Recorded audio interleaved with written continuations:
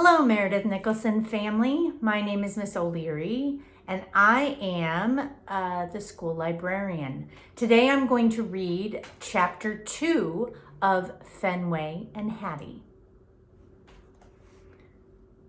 Chapter 2. It's going to be a lot of hard work, but I will not rest until I'm reunited with Hattie. I spin around and around. I stretch and leap up again and again. I race back and forth from one end of the eating place to the other, stopping only once to lick a tasty drip on the floor. Vanilla. At last, there's only one thing left to do. I whine in my most pitiful voice.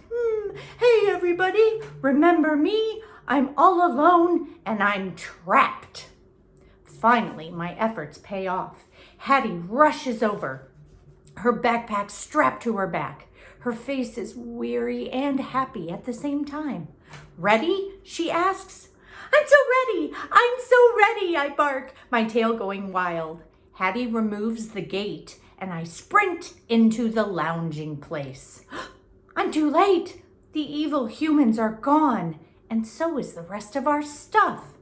But the good news is I'm back with Hattie. If she's leaving, I'm leaving too. My chest heaves with excitement as Hattie clips the leash to my collar. Fetch man and food lady head for the door, lugging suitcases. I pull Hattie after them down the hall and into the elevator, where we all go all the way down to the bottom. Ding! When we get to the car, Hattie opens the door. I shoot inside before anybody can stop me. I lick Hattie's cheek. It's wet and salty.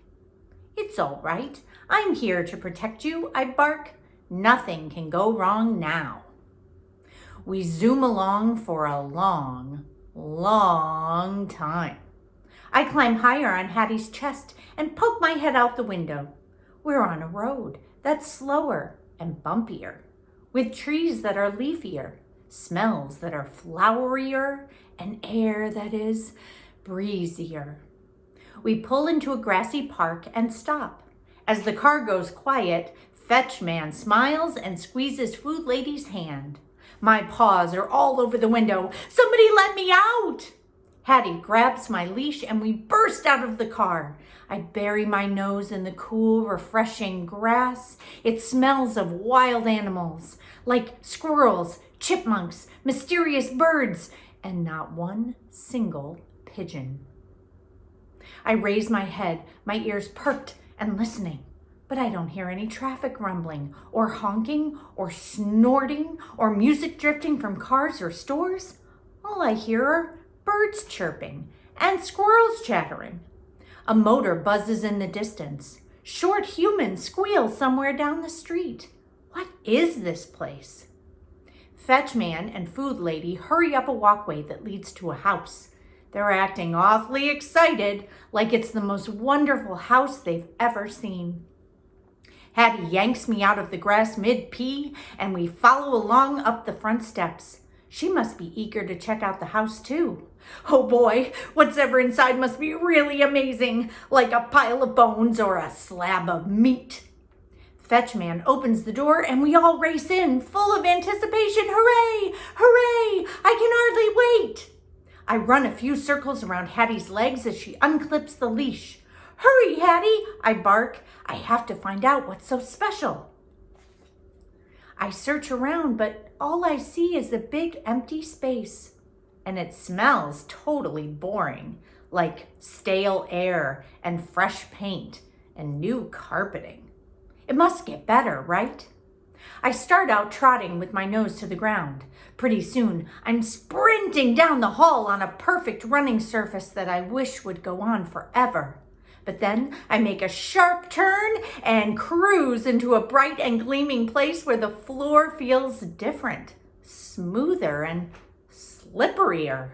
Suddenly the floor gives way. My paws lose their grip and whoa! I'm skidding and skidding, my legs scrambling out of control, and then smack! I'm crumpled up against a tall and shiny box that's humming. Ouch! What happened? Hattie appears. Fenway! Fenway, she cries, her voice sounding worried. She stoops next to me. She rubs my head and coos softly in my ear. Food lady runs in and crouches next to us. She lifts my paws one by one, inspecting them like she's looking for fleas. I glance down and growl at the wicked floor. Urgh. Talk about a sneak attack. I never saw it coming. My defeat is so embarrassing. I can't even look at Hattie or the food lady. Instead, I gaze around the room. It reminds me of our eating place at home, only much, much bigger and emptier. And worst of all, it does not smell anything like an eating place should. It smells really bad, like soap, which can only mean one thing: no food. Food lady gives me a quick rub, then abruptly goes to the counter. She starts opening drawers. She must be searching for nothing because that's what she's finding, and she's acting rather happy about it. Hattie continues stroking my back and kissing my neck. At least my short human understands how serious the problem is. She wraps her arms around me and rests her head on my back. Fetch man comes striding in like he owns the place. Hey! How are the humans moving around so easily?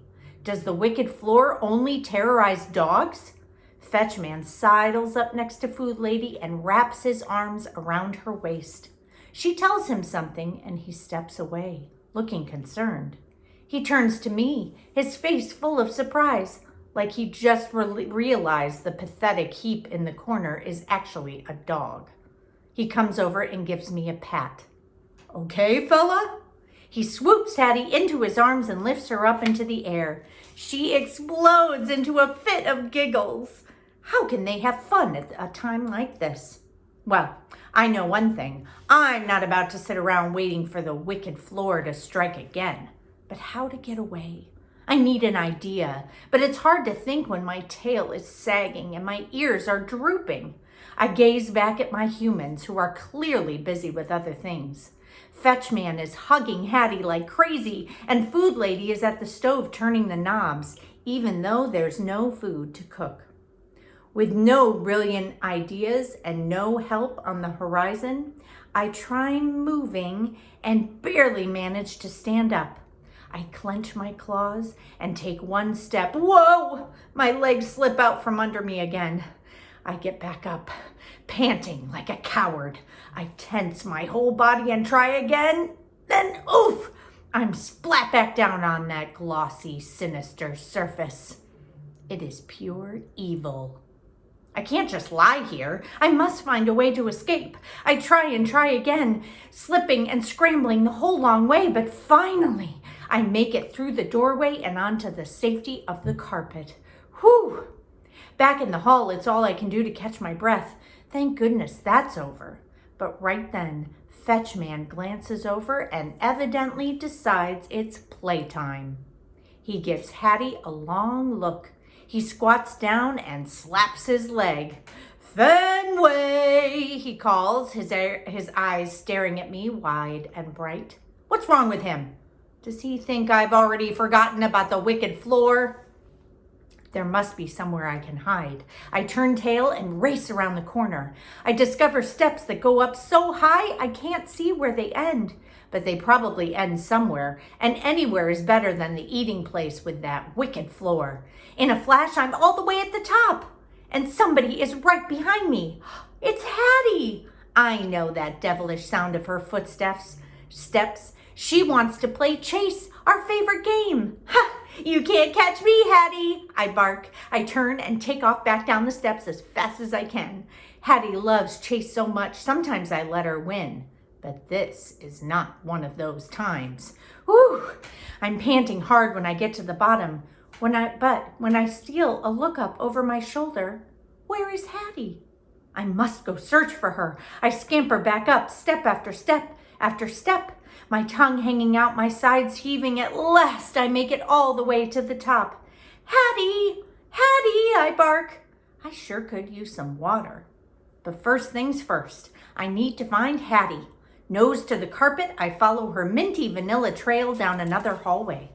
This one has doors. One room, another, and another, and they're all enormous and empty.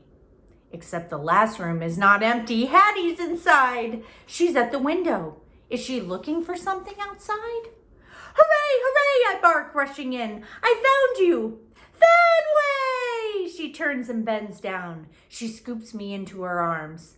Best buddies, she sings, snuggling my fur. I lick her chin. We twirl around the empty room. Hattie stretches out an arm like she wants me to see how wonderful it is. Okay, it doesn't smell interesting at all. And there's absolutely nothing in it. Not even one single toy. Hattie hugs me tighter, swaying and dancing. Why is she so happy? Just then ding-dong sounds float up from downstairs. A doorbell! I squirt out of Hattie's arms. We run through the hall and down the stairs. Someone's here! Someone's here! I bark. Fetchman and Food Lady are already at the front door and a loud truck is outside. Despite my very vocal warnings, Fetchman lets some large strangers stroll right in. They're carrying big boxes and they reek of coffee and sweat. Just like, hey, it's those same evil humans who stole our stuff. Fetchman welcomes them in like they belong here. Food Lady bosses them around the empty rooms. Go away! There's nothing here to steal, I snarl. You already took it. But instead of appreciating my hard work, Fetchman smells annoyed. He pulls me farther down from the door. As usual, he doesn't get it. Hattie, he scolds. What? Does he actually think she's the one at fault here?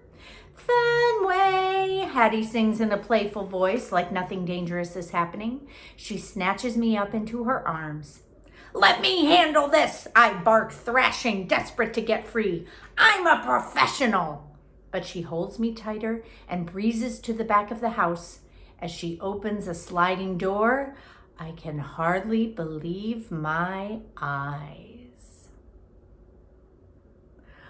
All right, I hope you had fun listening to Chapter 2. I had such a great time reading to you. Can't wait to find out what happens next. Go, go, Gophers!